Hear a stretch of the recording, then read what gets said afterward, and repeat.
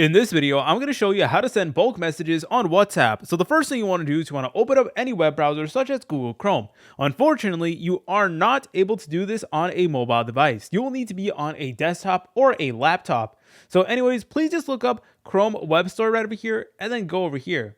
Then what you want to do is you want to go ahead and select on WA followed by bulk message sender, just like so. And then you want to go ahead and install this free Chrome extension. So you can go ahead and find it and be sure to go ahead and install it. And you want to make sure that it is over here in the pinned extension menu. So as you're able to tell, I do have the bulk message sender right here. Then afterwards, you want to head over to WhatsApp on the web browser. So not on the desktop application, not on your mobile device. You need to be on Google Chrome again. So the website is web.whatsapp.com and you will need to be logged in.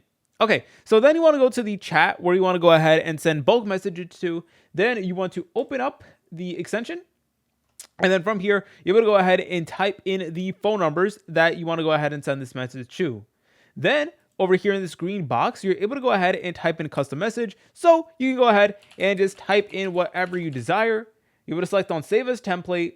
And then it's going to be right here. And then you're able to select on it, scroll down.